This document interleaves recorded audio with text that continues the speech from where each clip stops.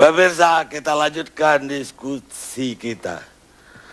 Tadi kita sudah tanyakan kenapa kita harus memilih Jokowi JK, dan kenapa pula kita harus memilih Prabowo dan Hatta. Dan terakhir pertanyaan saya untuk Fadli,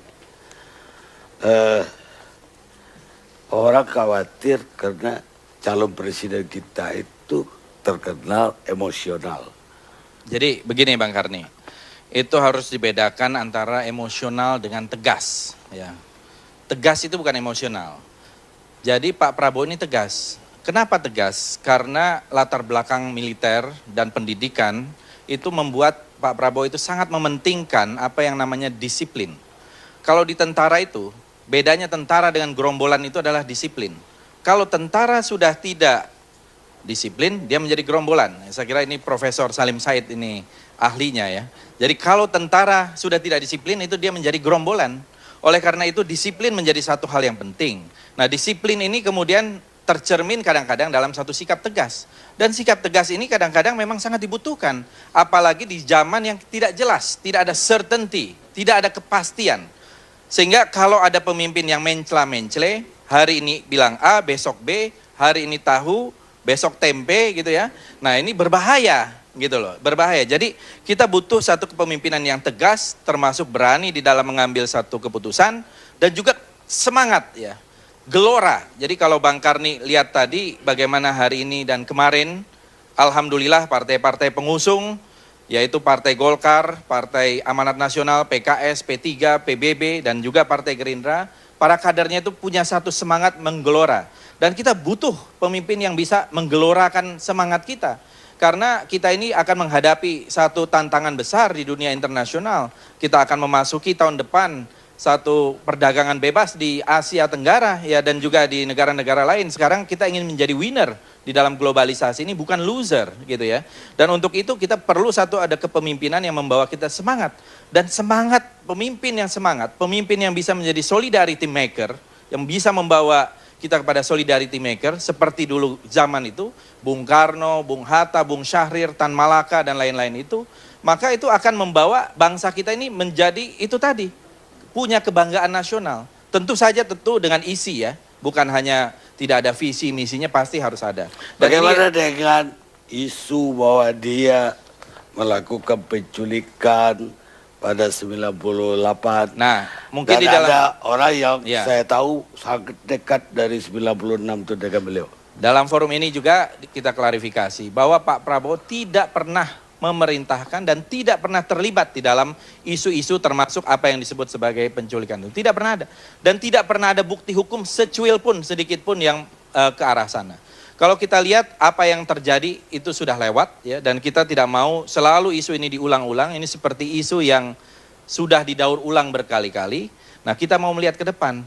Pada 5 tahun yang lalu Pak Prabowo sudah menjadi cawapres dan tidak pernah ada diungkit-ungkit masalah ini. Waktu itu memang bersama-sama dengan PDI Perjuangan ya, dengan Ibu Mega. Tidak pernah ada isu-isu ini diungkit-ungkit lagi. Dan memang tidak ada hubungannya sebetulnya.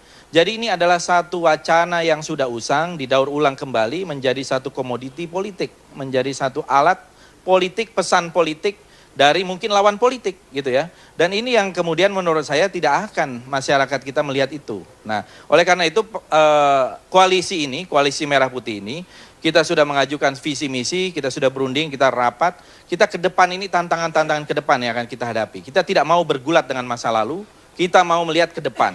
Dan untuk ke depan itu tantangan-tantangan jelas. Misalnya sekarang ini harga-harga yang membubung naik. Nah, bagaimana caranya daya beli masyarakat bisa naik atau harga-harga itu bisa dikendalikan. Lapangan pekerjaan yang sekarang ini juga tetap masih sulit ya. Tetapi kita perlu satu langkah-langkah jitu supaya lapangan pekerjaan ini ada. Kemudian masalah korupsi yang merajalela, bagaimana korupsi ini dikurangi dan dihentikan. Dan Pak Prabowo tidak punya track record untuk korupsi itu. Ya, dan juga masalah pendidikan dan kesehatan, masalah-masalah yang langsung berurusan dengan masyarakat gitu. Baik, Bung Fadli, sementara dengan Anda sebetulnya udah harusnya pakar karena sistemnya malam ini pakai panelis. Tapi karena Mas Cahyo baru datang, satu pertanyaan tuh Mas Cahyo. Jokowi itu berjanji 5 tahun ini akan membangun Jakarta. ini belum, baru setengah jalan, dia tinggalkan. Apa ini gawan prestasi ini, Jokowi? Saya kira tidak ya, karena sebuah proses seseorang menjadi kepala daerah, menjadi presiden, itu kan diatur oleh undang-undang. Kalau sekarang sudah 1,5 tahun Pak Joko Widodo menjabat sebagai gubernur, beliau sudah mempersiapkan blueprint dengan baik.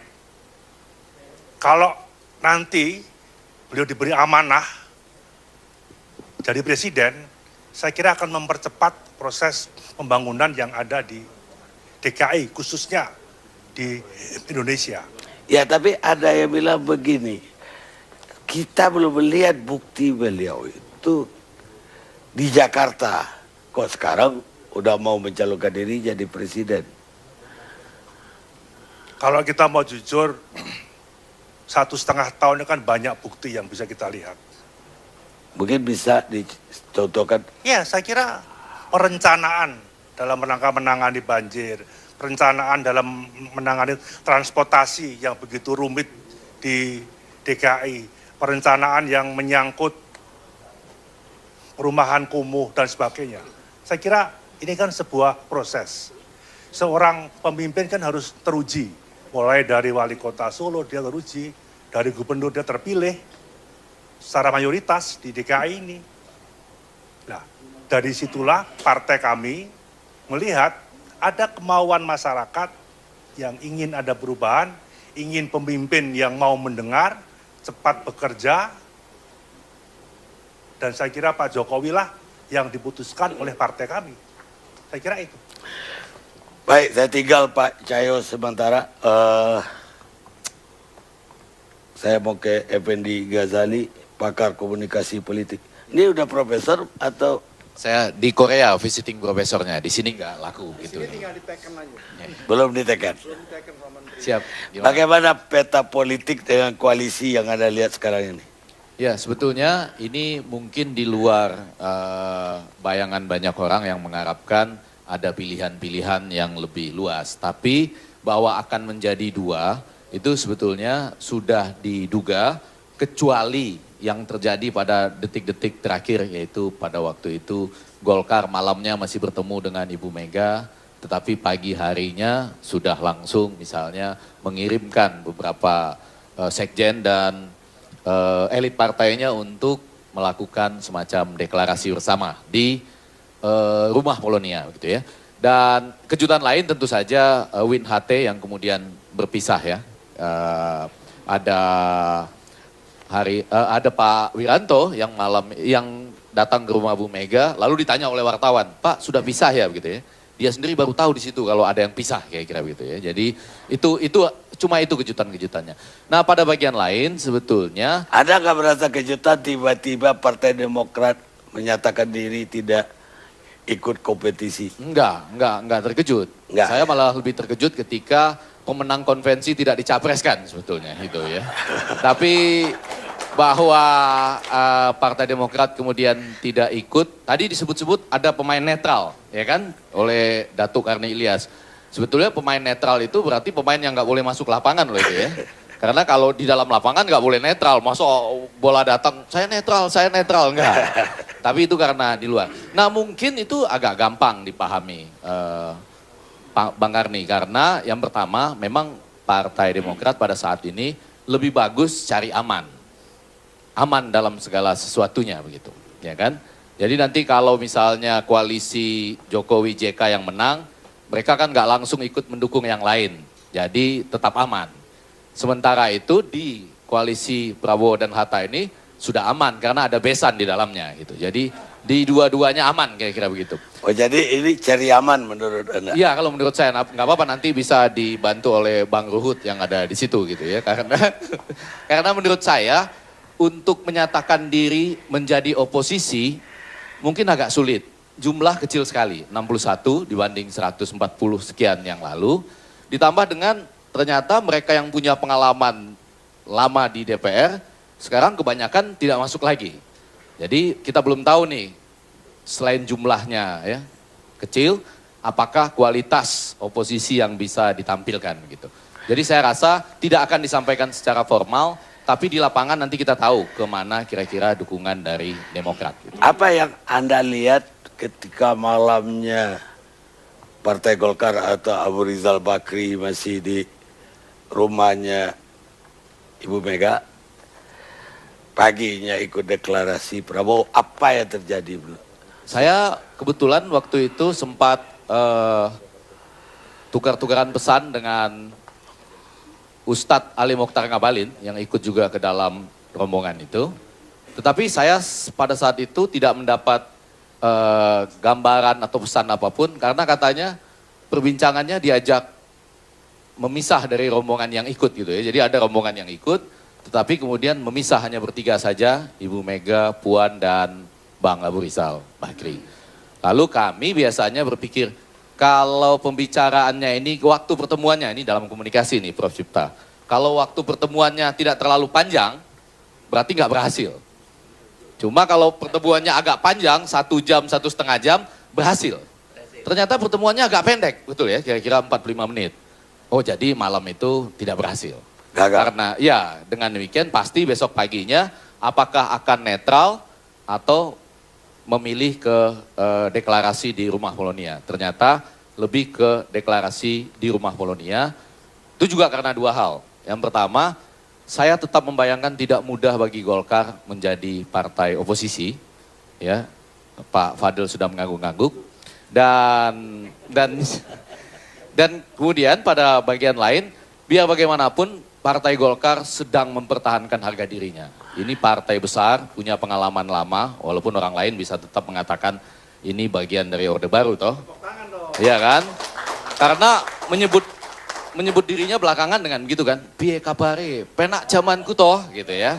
Tapi tetap mereka adalah pemenang kedua pemilu legislatif. Ada nggak lihat ada pecah kongsi juga, ada yang ikut, tentu ada yang harus ikut ke JK, ada katanya ada faksi Luhut Panjaitan.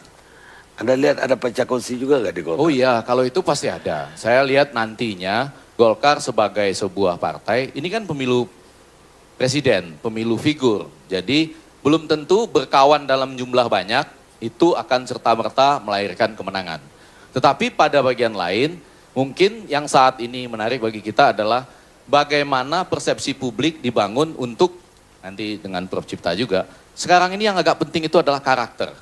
Jadi Datuk Garni Ilyas misalnya, pada hari-hari ini semua orang sedang mencoba memetakan apa di karakter dan persepsi kita. Jadi kalau sekarang yang saya tangkap ya, beberapa kata kuncinya, koalisi rakyat melawan koalisi elit.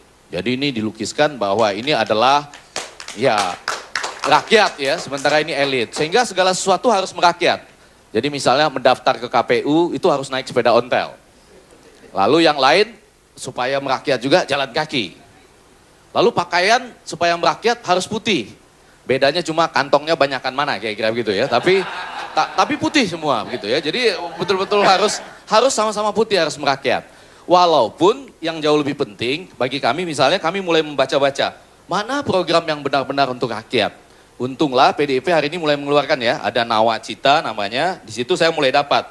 Kami akan membangun Indonesia dari pinggiran dengan memperkuat daerah-daerah dan desa dalam kerangka negara kesatuan. Oh itu ternyata yang disebut dengan merakyat.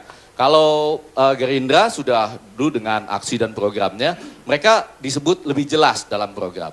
Bahwa kemudian ada misalnya persoalan, oh ini kan Prabowo naik kuda misalnya. Jokowi naik kuda juga dulu, sama-sama naik kuda. Cuma yang satu di Gelora Bung Karno, yang satu pas kirap kebudayaan ya. Sebagai Raja Jakarta kira-kira begitu ya. Jadi itu bukan isu utama menurut kami. Padahal rakyat sekarang nggak ada tuh yang pakai sepeda, yang jalan kaki. Ada yang naik ojek. Kita rehat sejenak.